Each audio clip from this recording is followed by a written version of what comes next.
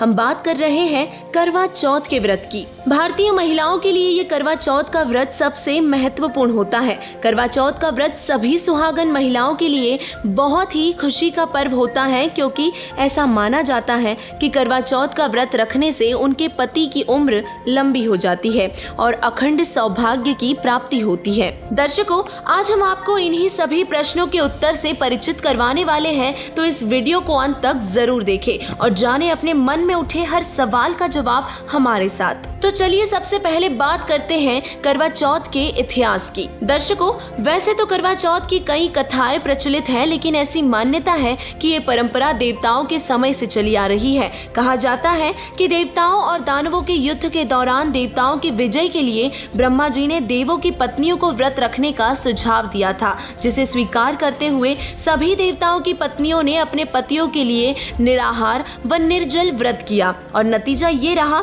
कि युद्ध में सभी देव विजयी हुए और जिसके बाद ही सभी देवताओं की पत्नियों ने अपना व्रत खोला। उस दिन कार्तिक मास के कृष्ण पक्ष की चतुर्थी थी और आकाश में चंद्रमा निकल आया था। मान्यता है कि तभी से करवा चौथ का व्रत शुरू हुआ। ये भी कहा जाता है कि शिव शंकर जी को प्राप्त करने के लिए देवी पार्वती जी ने भी इस व्रत को किया था।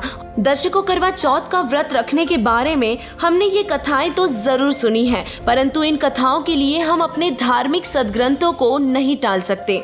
हिंदू धर्म के प्रमुख सद्ग्रंथ पवित्र चारों वेद व पवित्र श्रीमद् भगवत गीता है और इन ग्रंथों में कहीं पर भी व्रत रखने के लिए नहीं लिखा। किसी भी अध्याय में व्रत का जिक्र तक नहीं है, बल्कि गीता जी के अध्याय 6 के श्लोक 16 में व्रत करना मना किया गया है और ये स्पष्ट लिखा है कि अधिक खाने वाले और बिल्कुल न खाने वालों का योग यानी कि भक्ति कभी सफल नहीं होती। बिल्कुल न खाना मतलब व्रत रखना, और व्रत रखने वालों का योग कभी सफल नहीं होता। ये हम नहीं कह रहे, हमारी श्रीमद् भगवत गीता जी कह रही है। और जो साधना हमारे शास्त्रों में लिखी ही नहीं है, वह साधना हम एकमात्र किसी देवी देवता या सुनी सुनाई कथा से प्रभावित होकर कैसे कर सकते हैं।